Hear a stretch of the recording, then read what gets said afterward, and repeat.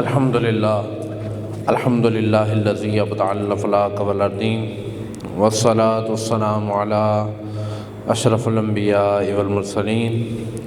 اما بعد فاعوذ باللہ السمیع العلیم من الشیطان اللعین الرجیم بسم اللہ الرحمن الرحیم۔ برادران اسلام، پچھلے جمعۃ المبارک کو ہم نے معراج النبی صلی اللہ علیہ وسلم کا جو سفر ہے اس کا ابتدائی حصہ بیان کرنے کی سعادت حاصل کی تھی۔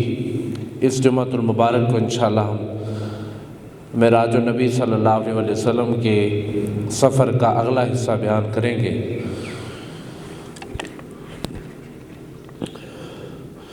سی معراج کے راز محبتاں دا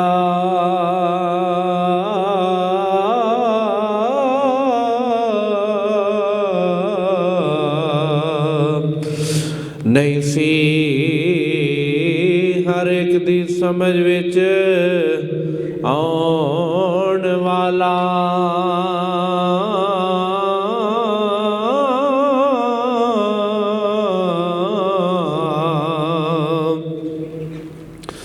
صدیاں طالب تے گیا مطلوب تے، جبرائیل سی صد لے جان والا، تے بازے آنکھ دے بنا دروازیاں تو گیا کیویں عرش تے جان والا، پر ایتے عقل نو دخل کیے جانے جان والا یا لے جان والا۔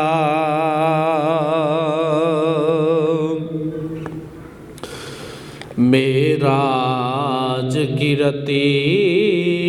آدھوم یہ تھی، ایک راج دلارا آبت ہے، معراج کی رتی آدھوم یہ تھی، ایک راج دلارا آبت ہے،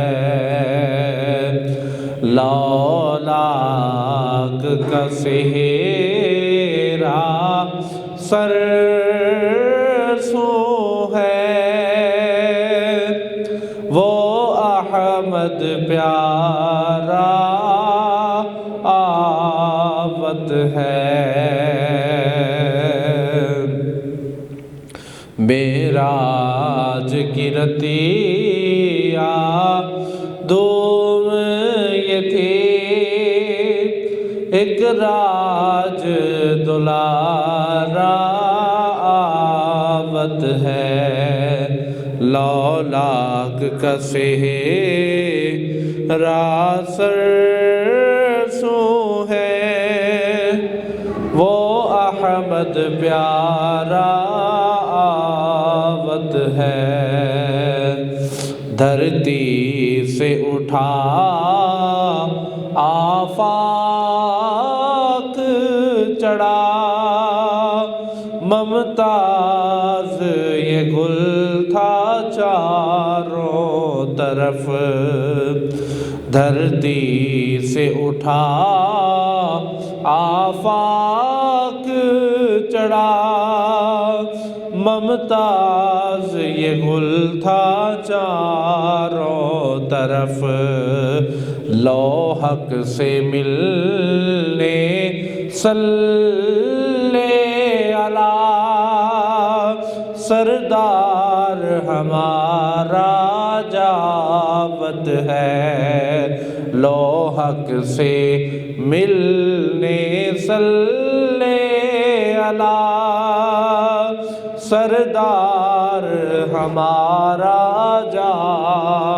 معوت ہے، معراج کی رتیا دھوم یہ تھی، ایک راج دلارا آبت ہے، لولاک کا سہرا سرسوں ہے، وہ احمد پیارا جاوت ہے۔ برادران اسلام، معراج النبی صلی اللہ علیہ وسلم کا جو پہلا حصہ ہے، جس میں نبی کریم صلی اللہ علیہ وسلم حضرت ام ہانی جو آپ کی بہن ہیں ان کے گھر سے آپ عرشوں کی سیر کے لیے تشریف لے گئے تھے، وہ ہم نے گزشتہ جمعۃ المبارک کو بیان کیا تھا۔ اس جمعۃ المبارک کو ہم نبی کریم صلی اللہ علیہ وسلم کا معراج سے واپس آنا اور رستے میں کچھ قوموں کا حال دیکھنا وہ بیان کریں گے، لیکن اس سے پہلے میں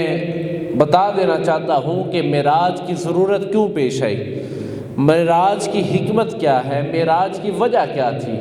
وہ معراج کی وجہ ایک تو یہ ہے کہ امام رازی نے روح البیان کے اندر لکھا ہے کہ ایک دن زمین اور آسمان نے آپس میں مکالمہ کیا،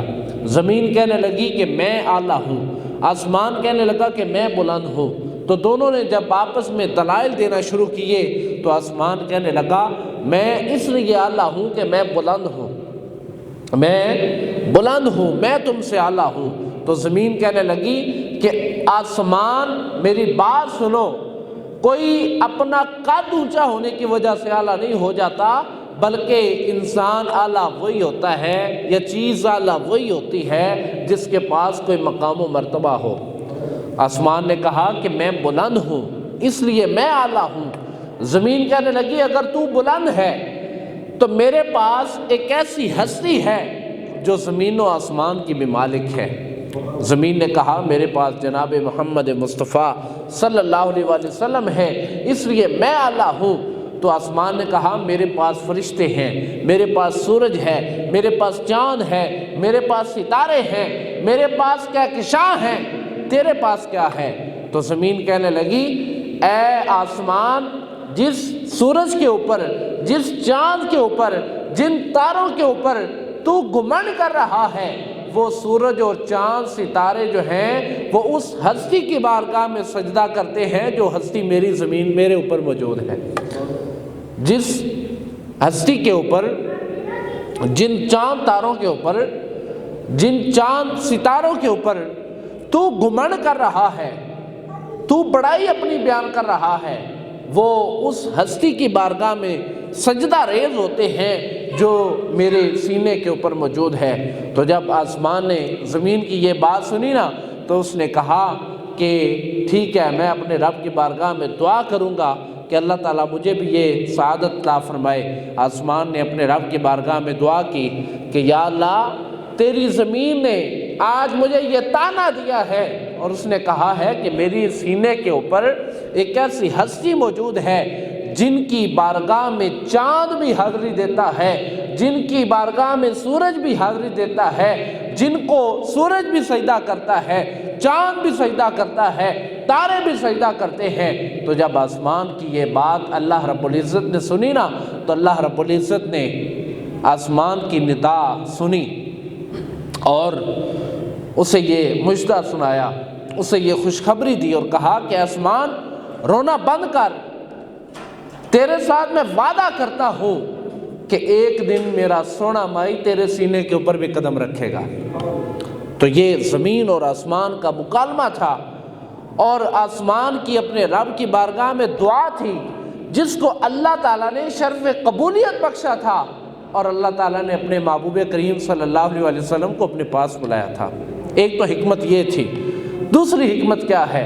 وہ حکمت یہ ہے کہ امام زرقانی نے لکھا ہے، وہ حکمت یہ تھی کہ عام الحزن، جس کو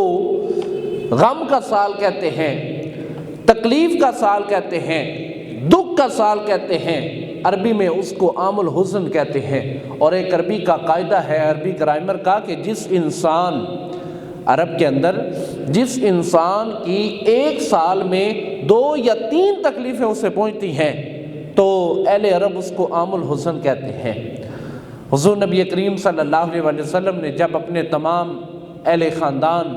اور اپنے تمام صحابہ کرام کے ہمراہ دین کی تبلیغ کا کام شروع کیا، کفار نے آپ صلی اللہ علیہ وسلم کو منع کیا،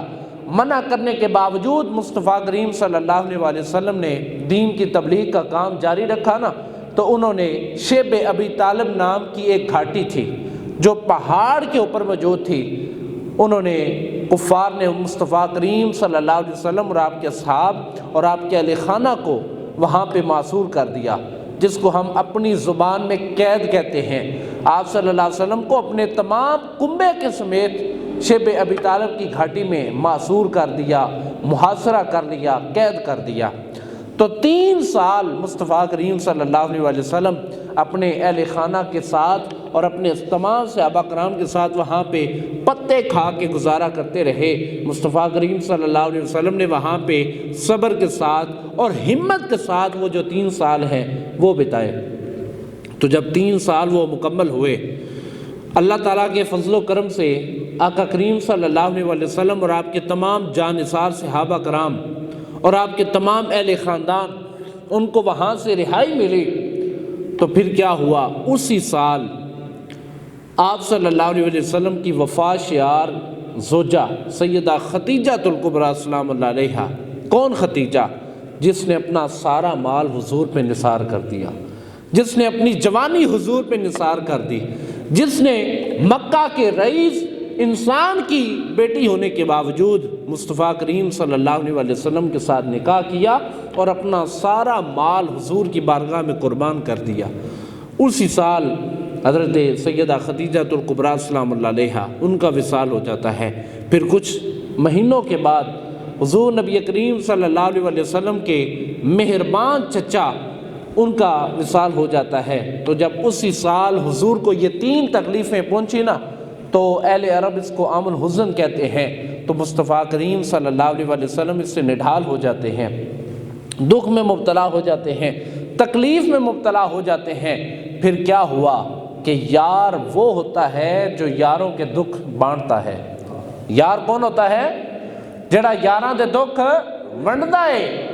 ساڈا یار اگر پریشان ہوئے، ہمارے کسی دوست کو تکلیف ہو، دکھ ہو، مصیبت پہنچے، اس کے اوپر امتحان آ جائے، آزمائش آ جائے، تو اگر ہم اس کے سچے دوست ہوتے ہیں تو ہم کیا کرتے ہیں کہ بھائی کچھ دن میرے پاس آ جا،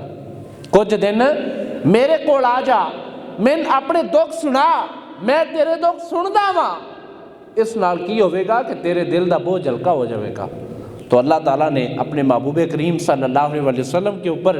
جب یہ آزمائشیں دیکھی نا کہ پہلے 3 سال قید کاٹی ہے، اس کے بعد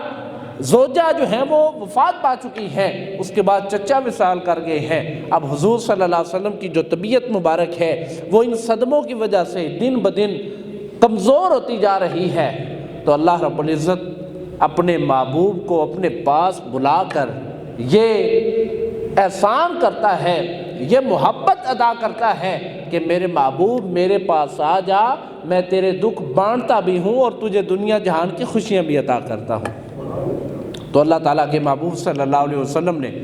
پھر یہ معراج کا سفر کیا،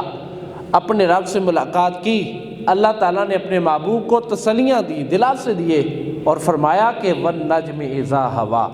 یا رسول اللہ ہمارے ہوتے ہوئے پریشان نہ ہو، اگر آپ کے اوپر آزمائش آئی ہے تو وہ بھی ہم نے بھیجی ہے، اور یا رسول اللہ میں خالق کائنات ہو کر، مالک کائنات ہو کر آپ کا ہر دکھ دیکھ بھی رہا ہوں اور آپ کے ہمیشہ ساتھ بھی کھڑا ہوں۔ تو یہ ایک معراج کی دوسری حکمت ہے۔ ایک تو یہ حکمت تھی کہ زمین و آسمان نے مکالمہ کیا تھا اور آسمان کی دعا اللہ نے قبول کی تھی، اور دوسرا کیا وجہ تھی؟ دوسرا راز یہ تھا کہ اللہ تعالیٰ نے اپنے محبوب کا دکھ بانٹنا تھا، اپنے محبوب کی تکلیف بانٹنی تھی، اپنے محبوب کا درد اللہ تعالیٰ نے بانٹنا سی، اس واسطے اللہ تعالیٰ نے اپنے محبوب کریم صلی اللہ علیہ وسلم کو بلایا۔ اب پچھلے جمعۃ المبارک کو ہم نے آقا کریم صلی اللہ علیہ وسلم کا ام ہانی کے گھر سے نکل کر مسجد اقصیٰ میں جانا، اور وہاں پہ تمام انبیاء کی امامت کروانے کے بعد اللہ رب العزت کے محبوب نے جب لامکان کا سفر شروع کیا تھا تو ہم نے وہاں پہ اپنے جمعۃ المبارک کا خطبہ جو ہے وہ مکمل کیا تھا۔ پہلے آسمان میں حضرت آدم علیہ السلام سے ملاقات ہوتی ہے، جبریل علیہ السلام جو مصطفیٰ کریم صلی اللہ علیہ وسلم کے ساتھ ہیں،